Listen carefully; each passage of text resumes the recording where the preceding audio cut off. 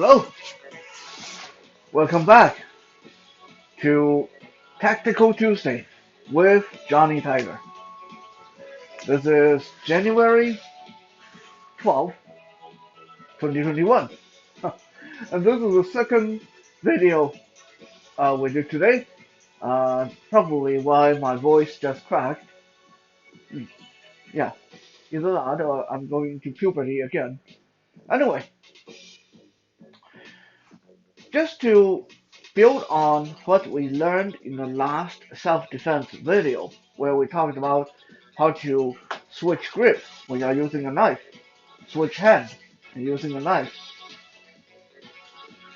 We are going to talk about knowing some of the most standard grips and why you use them, when you use them, etc., etc., etc. Okay. Now, I'm going to take this chance to say that I have been working, training, uh, playing with knives and swords and all kind of stuff for a long time, probably around 25 years. I have never killed anybody with a knife. Well, okay, let me rephrase that. I've never killed anybody, period. But I have used knives and other weapons in stressful situations in the past, multiple times. I do not make these videos to encourage you guys to go out and become ultra ninja assassins or stuff like that. But I think at the same time that as instructors, we have the responsibility to watch out for the content we put on YouTube, just in case the wrong people learn these things.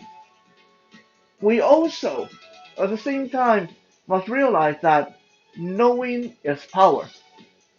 Knowing is power. So in other words, I'm teaching you guys these grips, these knife tricks, not for you to go out there and hurt people with it, but for you to defend yourself adequately, and also for you to have a basic understanding of what these things are about. So, for example, someone come at you with a knife in this grip, like saber grip or hammer grip, you'll know what to look for if you want to get out of the way. Versus someone come at you with a commando grip. A lot of people actually, uh, when they first encounter the commando grip, a lot of people get caught flat-footed. They don't know how to deal with this because the angle is completely different. Regular grip, is kind of consistent. The knife goes this way, slashing, piercing, stabbing. Okay? It's very consistent. But suddenly they change to commando grip, and it's like there's punching, there's hooking, there's slashing, there's piercing, and there's all kind of stuff in there. So understanding these knife tricks will help you, hopefully will help you survive. Hopefully you'll never have to put these to the test. But the basic reason for me to be doing this is if you encounter someone with a knife, you at least know how to get out of the way and what are their limitations, etc., etc.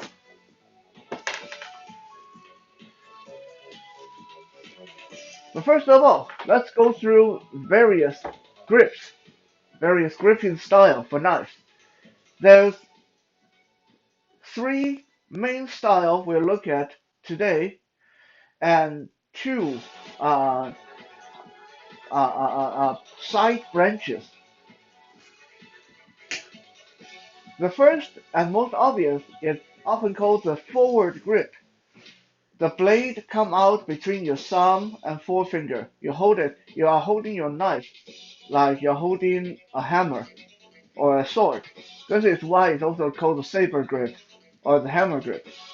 Now there's two variations. Well, there's actually quite a few variations, but I'm going to show you guys the two most obvious variations of this grip. One is I'll rest my index finger on the spine of the knife. So this knife goes wherever my index finger goes. Now this is the variation, index finger forward variation. And then the other variation is the thumb on the spine of the knife variation. Put the thumb on the spine of the knife. So this goes wherever my thumb goes. Now, what are the difference? They look almost the same, but why would you pick one over the other? Now let me show you. With my index finger on the spine of the knife, let me turn sideways, so hopefully you can see. If you look at my grip, there's nothing behind the knife. So the pommel of the knife is not seated against anything. Okay? This means if I am stabbing or chopping and I hit something hard, like if I hit the wall or I hit the guy's belt buckle or a zipper on the shirt, something like that. This knife, okay, I'm just going to grab this knife with the blade with my left hand, and you guys can see what's going to happen if this meets any kind of resistance with the index finger on the spine. If this meets any kind of resistance, it slides in the hand like this, okay? Unless your grip is super strong, but you never want a super tight grip on your knife anyway. So if you're experienced, most likely your grip will be kind of semi-loose like this, which means you hit resistance with index on the spine, it go like this. Look how my hand just slide onto the blade. Even with the hand guard here, right? It's going to slide through like this. However, with my thumb, if I put my thumb on the spine of the knife, okay, now let me push back on this knife with resistance. It's a lot more stable. There's still nothing behind the knife. There's still nothing behind the knife. But because now I have 4 fingers wrapped around the hilt securely, and my thumb is anchoring on the spine. So this is a very good, comfortable grip. This can work all kinds of resistance. I can smash this against the wall. Not that I would do that, but you get my drift. It's not going anywhere. This is staying in my hand. That is the advantage of the thumb forward grip. But the thumb forward grip has its disadvantage. Let's say I'm using my knife for fighting, for self-defense.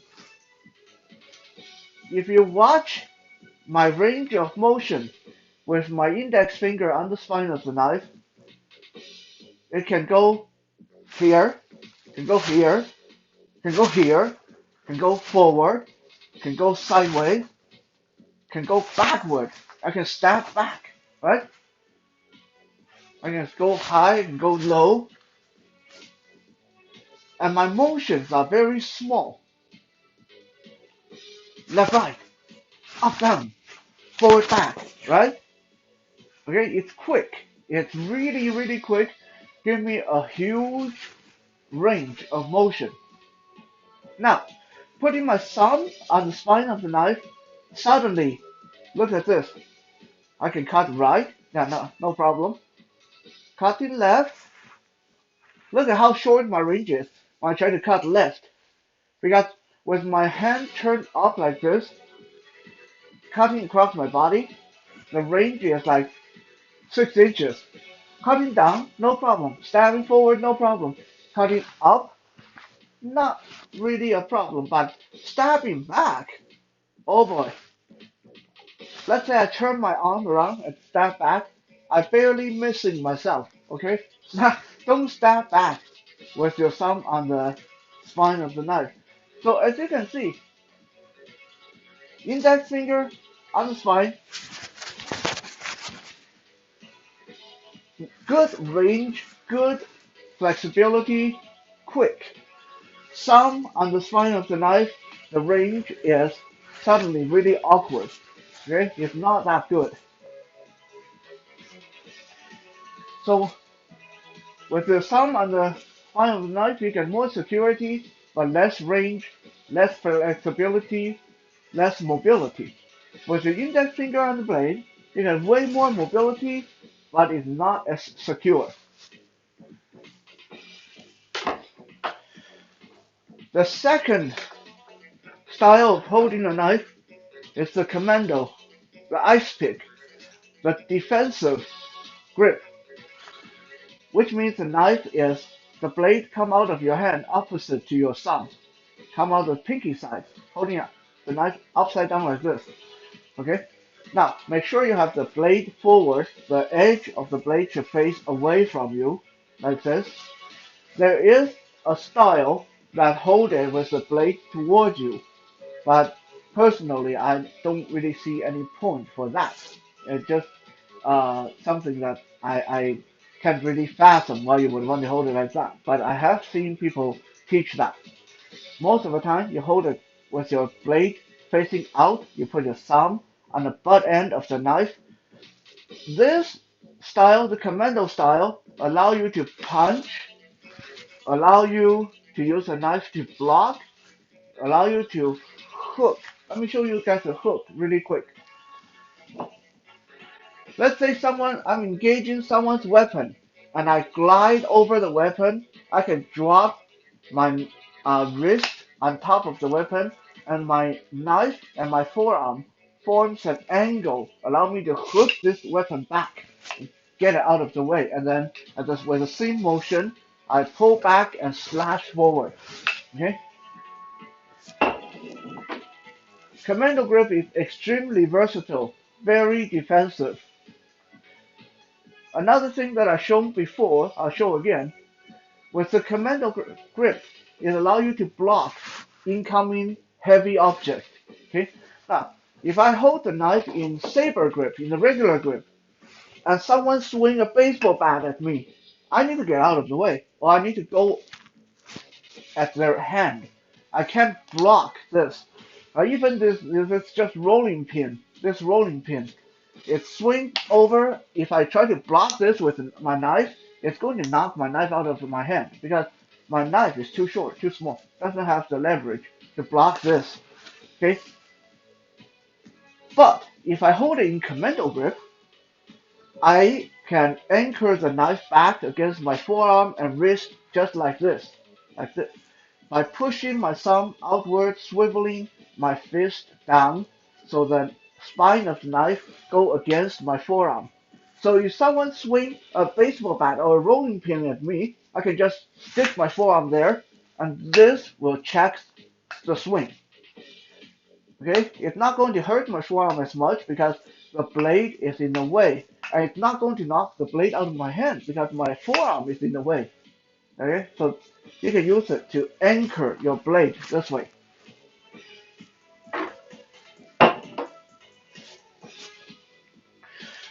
So what is the disadvantage of a commando grip? Well, the disadvantage of a commando grip is the range is short. Okay, let's say my left hand is the target. If I hold my knife in the regular saber grip, I can actually reach the tip of my finger. Thus, extend my left arm in front of me. My hand is the target. If I hold my knife in my right hand, in saber grip or hammer grip, it can reach the tip of my middle finger, which is the longest distance. No problem. Okay? But if I hold it in commando grip, watch, it barely reach the base of the thumb. So you're talking about 3 or 4 inches of difference there. So you are going to have shorter range in commando grip. That is the trade-off. Grip type number 3. This is very rarely taught. This is very less known. This is called the push grip. What is the push grip? Uh, when I hold the knife, I'm not going to grab it. I'm going to let the butt of the knife seat at the middle of my palm, and then I cradle the hilt between my thumb and finger like this.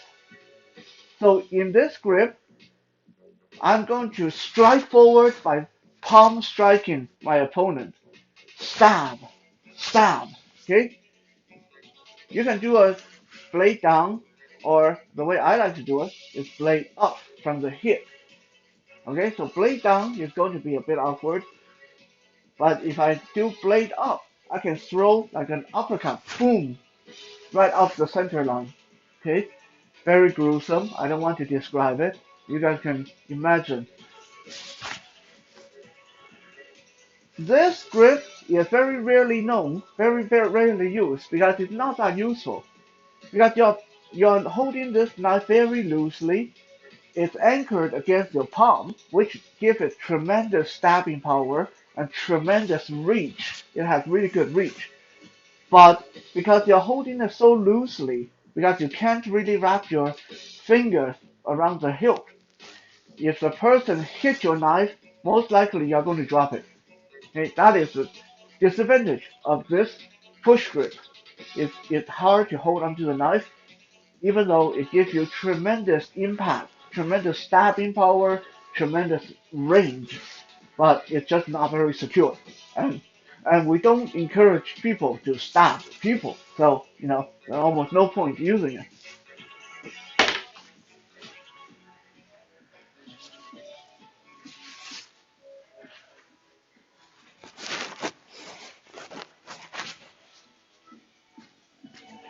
Now that we look at the three main groups of holding the grip, I'm going to show you guys two additional ones.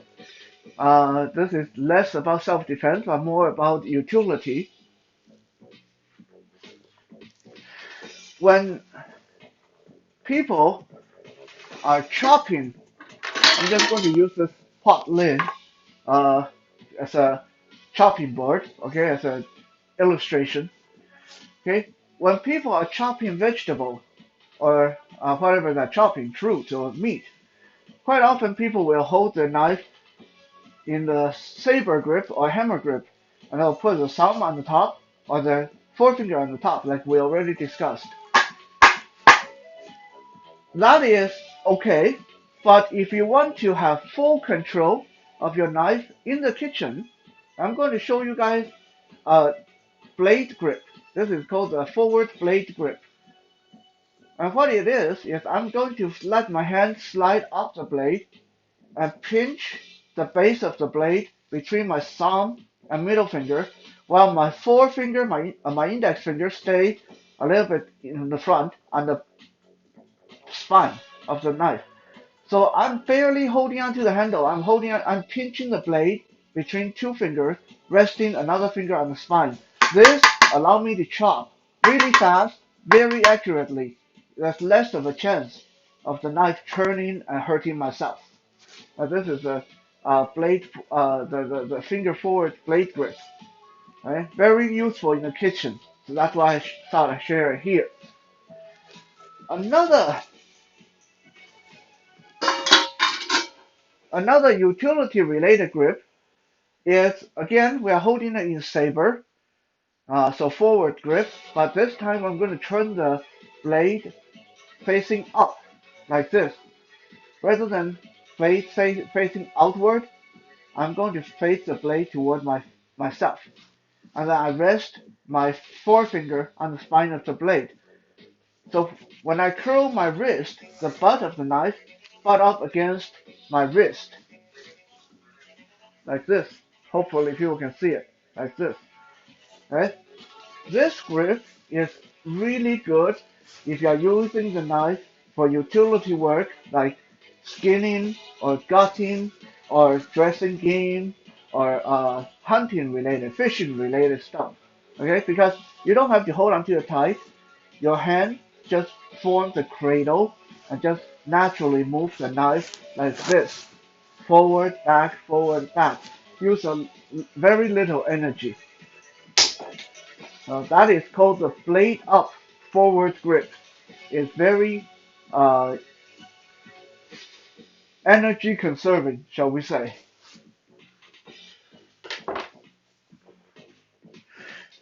Now, some people are going to ask, so which style should I practice? Is commando better for me? Or forward grip, hammer, saber, thumb on the spine, index on the spine? where should I put my focus? And I'm going to tell you, you should practice all of them, including the push grip. This is why, okay? Because what grip you're comfortable in is going to uh, affect, is going to affect how you carry your knife. Right? Let me show you what I mean. Let's say I carry my knife tucked in my belt on the left side like this. Alright, it's poking out on the left side like this. If I'm right-handed, then this kind of forced me to have to use a saber grip, right? Because let me show you what happens if I want to try to draw a commando. I have to reach across and draw it upward like this, which is doable, but it's awkward. So the most natural thing is to grab, saber grips already, right? Grab and draw. So if I'm only comfortable with saber grip, that means I pretty much have to carry my knife in a position that I'm comfortable in. Now, if I carry my knife on the right side, then I can't do saber grip. Well, I mean I can, but it's going to be awkward as hell. Look at this. For me to grab a saber grip, I have to turn my arm over, grab it up, and turn it back like this. Now, if I'm comfortable with commando grip, then the draw is so fast, like that.